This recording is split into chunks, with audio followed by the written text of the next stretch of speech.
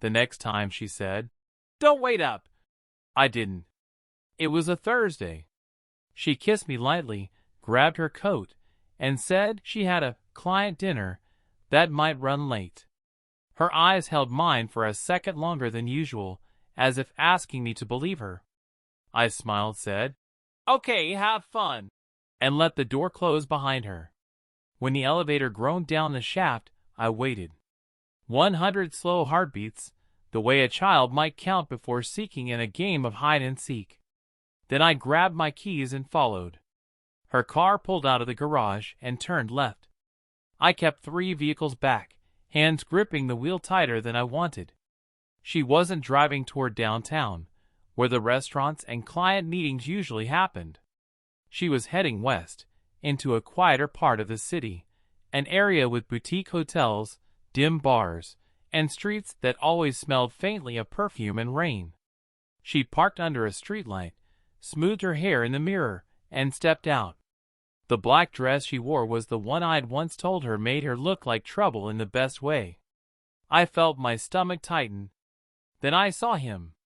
Tall, clean-cut, waiting outside the hotel lobby. His hand went immediately to the small of her back, casual, practiced. She smiled, not the tired smile she gave me after work, but the light, bright one I hadn't seen in months. They walked inside together, side by side, like people who belonged to each other. I stayed in the car, parked across the street, watching them disappear through the revolving doors. The golden light from the lobby swallowed them whole. I opened the notebook on my passenger seat and wrote, Thursday. Hotel. 7:52 p.m. together. The letter shook under my hand. It didn't feel like an entry anymore. It felt like a verdict. I didn't follow them in. I didn't take photos. I didn't want more details. I already had enough. The way her body leaned toward his was proof. The way he touched her back was proof. The way she smiled was proof. Driving home, the city blurred past in streaks of neon and rain. I felt like a ghost among the living. People were laughing at restaurant tables, rushing for buses, leaning into each other under umbrellas. Their lives moved forward. Mine had just split in two. When she came back that night, the lie came easily to her lips. Dinner ran long. Client talk. Boring, honestly. She dropped her bag by the door and headed toward the bedroom. I was waiting at the kitchen table with the notebook open. She froze when she saw it. Her eyes flicked to the page, to me, then back to the page. She didn't speak. I saw you, I said quietly. Her face drained of color. She pulled out a chair, sat down across from me, and folded her hands like a child caught cheating on a test. You followed me. No, I said. I watched. She swallowed hard. Her shoulders sank. You saw us. Yes. And just like that, the performance ended. No denials, no excuses. She knew the truth was too heavy to move. Her voice trembled. It started at work. Late nights, long hours, just talking. Then it became more. I didn't plan it. I swear I didn't. But I didn't stop it either. My throat was dry, but I managed. How long? 6 months, she whispered. I closed my eyes. Half a year of dinners, weekends, mornings where she kissed me before leaving. Half a year of lies layered neatly like bricks in a wall I hadn't noticed growing between us. Do you love him? I asked before I could stop myself. She looked at me, eyes glassy. Not like I love you. Then what is this? Her hands opened helplessly. It was excitement. Escape. Something that wasn't responsibility or bills or routine. It doesn't mean you didn't matter. It means I was selfish. And I broke everything. I let her words hang in the air. They didn't fix anything. They just filled the silence with sharper edges.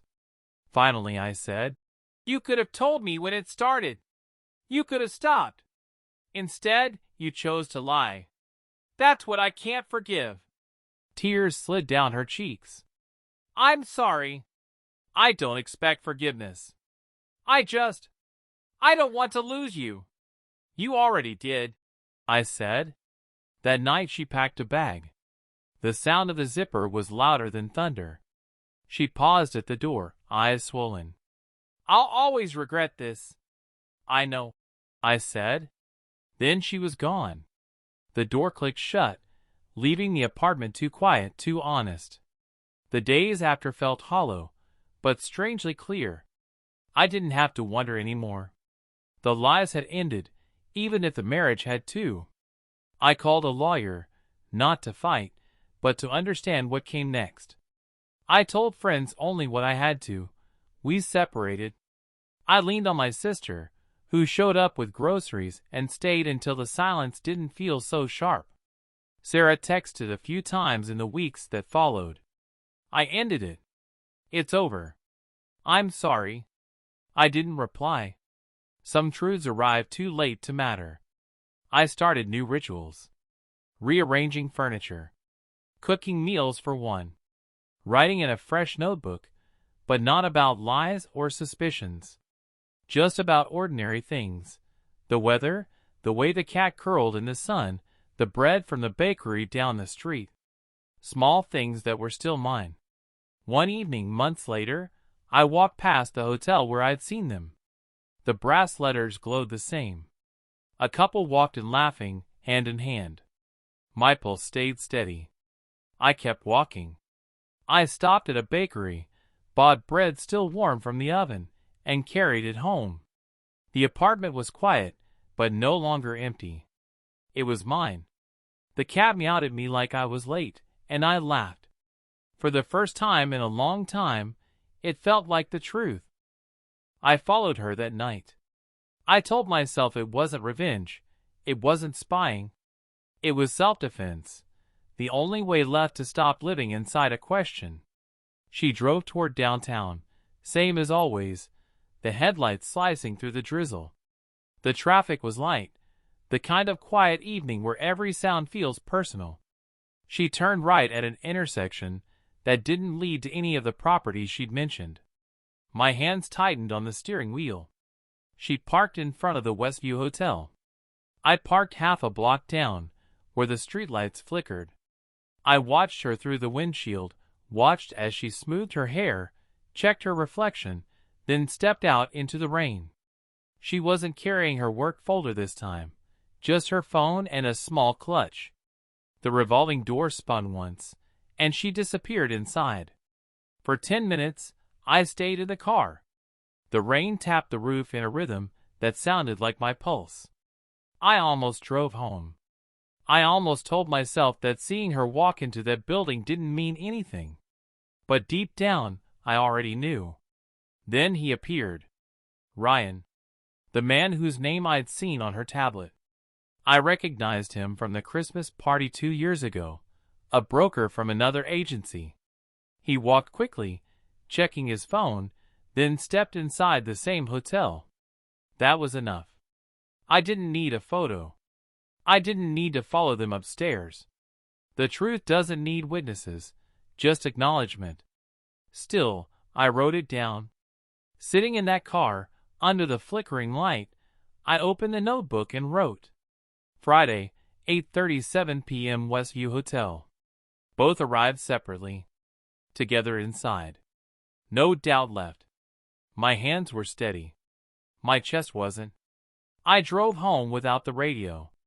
The silence between the wipers felt like a confession I hadn't made yet.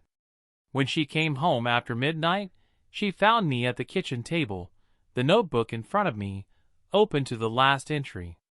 She froze. "What's this?" she asked, her voice already smaller than usual. "Read it," I said. She took a few steps forward, looked down, and when she saw the words Westview Hotel, she didn't even try to lie. Her face fell. Her hand went to her mouth. Then she whispered, "You followed me." "I watched," I said quietly. Tears filled her eyes. "You don't understand." "I understand enough," I cut in. She sank into the chair opposite me, shoulders trembling. It started small, she said. Work dinners. Drinks. Talking. He listened, and I thought it was harmless. Then it wasn't. I let her speak. I needed to hear it, even if every word landed like glass. I didn't plan for it to go that far, she said. I didn't stop it when I should have. I told myself it didn't mean anything, but it did.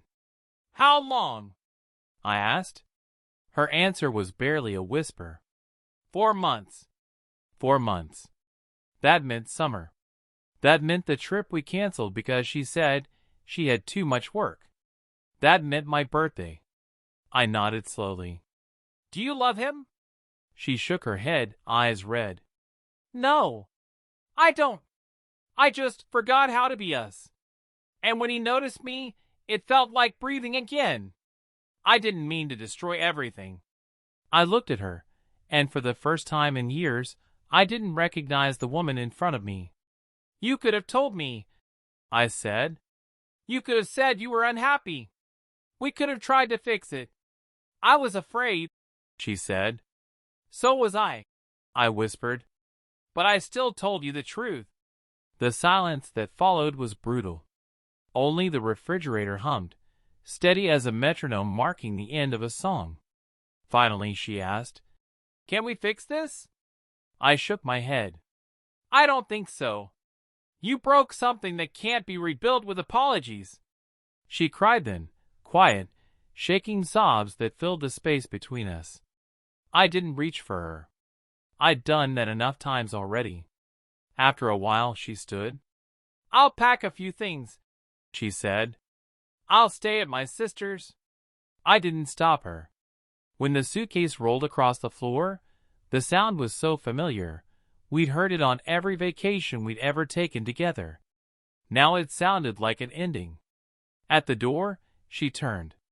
I never stopped loving you, she said. Maybe not, I answered. But you stopped choosing me. Then she was gone. The next morning, the apartment felt larger. Not emptier, just quieter.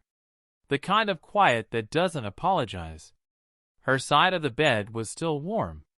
The faint scent of her perfume lingered in the air like the memory of something kind that had turned cruel. I made coffee. Sat at the same table.